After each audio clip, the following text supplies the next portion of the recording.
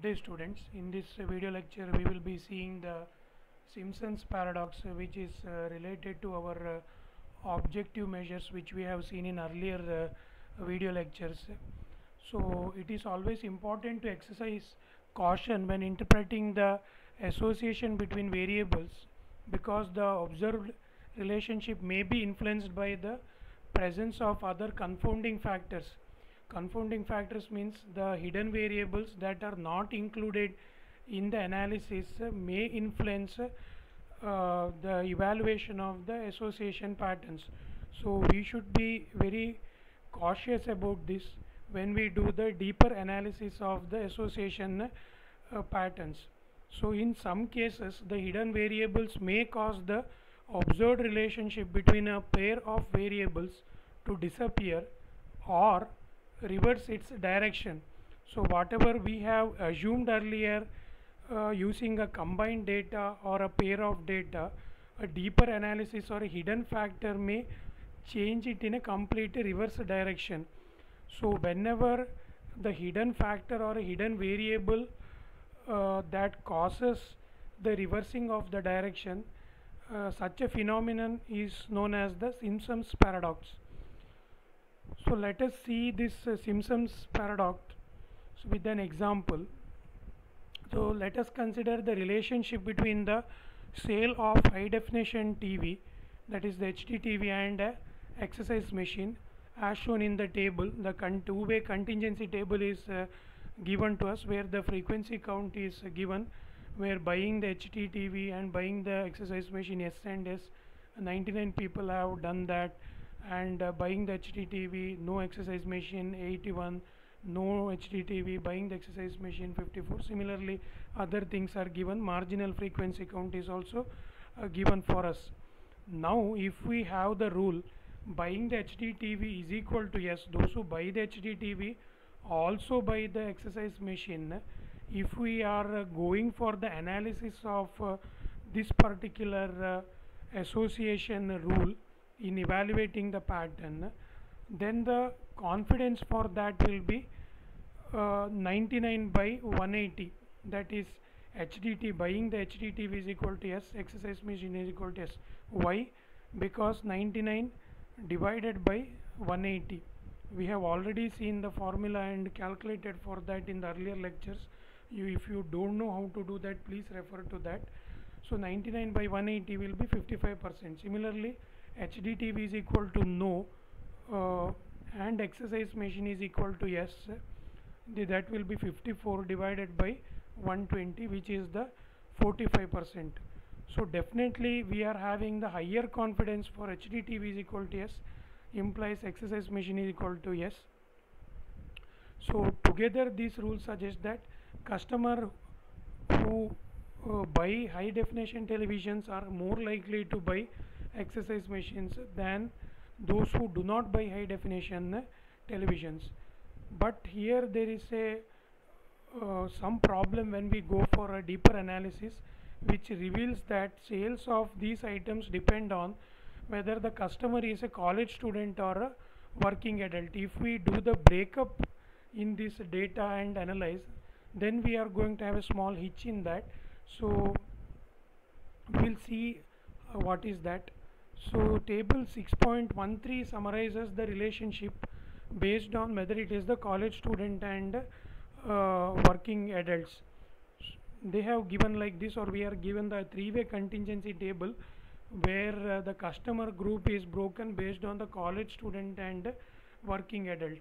Now if we compute the confidence values for the college students and working adults, whether they will buy the HD TV and the exercise machine together, then we will get the following values. Let us compute. So HD TV is equal to yes, exercise machine is equal to yes for college student 1 by 10, 10%, no and S will be 4 by 34, 11.8%. For working adults it will be high definition TV yes, that is 98 divided by 170, which is 57.7%. No and S will be 50, that is 50 divided by 86, 58.1%.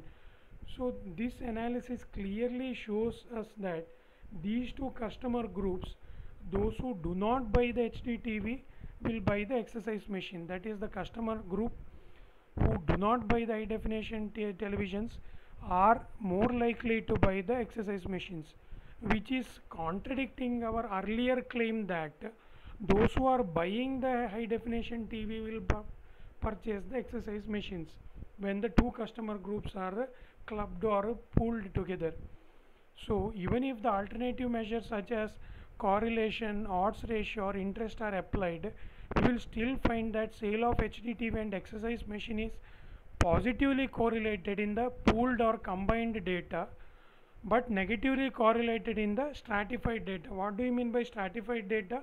Breaking up of the data based on the customer groups like working adults and colleges. That is called as the stratification. The reversal in this direction of association, what reversal has happened in this particular case? In the pooled data, our claim was the customers who buy the high definition TV will also buy the exercise machine, but when we have stratified that data, we got the reverse of that. That is, those who do not buy the HDTV will purchase the exercise machine. This reversal in the direction of the association is known as the Simpson's paradox. So let us understand this Simpson's paradox in bit detail and end this lecture. So we notice that most customers who buy HDTVs are working adults. Why we can make that claim? Because if you see over here, those who are buying the HDTV, yes, definitely one college student is going to buy over here, but 98 working adults are buying this. So definitely our working adults are the largest group of customers who buy the HDTVs. Working adults are also the largest group of customers who buy the exercise machines also. The reason is 85% of customers are working adults themselves. The observed relationship between HDTV and exercise machine turns out to be stronger if the combined data is presented compared to the stratified data.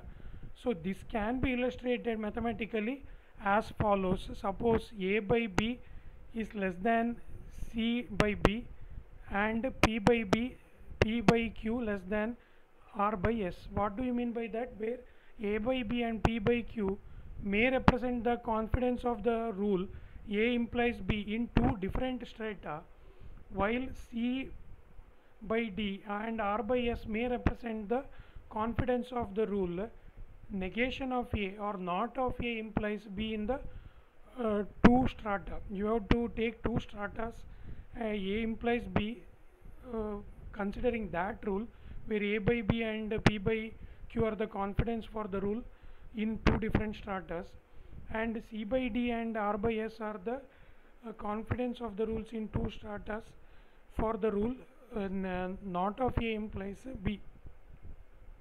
When the data is pooled together, the confidence values of the rules in the combined data are like this, that is A plus P divided by P plus Q, whereas for the other rule it will be C plus R divided by D plus S respectively.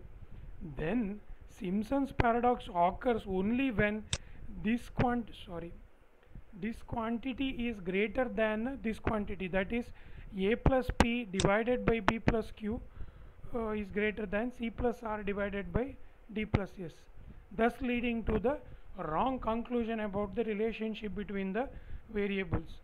The lesson here is that proper stratification is needed to avoid generating the spurious patterns resulting from Simpson's paradox. So stratification has to be done properly in order to avoid the spurious patterns being generated from the Simpson's paradox. So this brings us to the end of lecture regarding the Simpson's paradox. Thank you.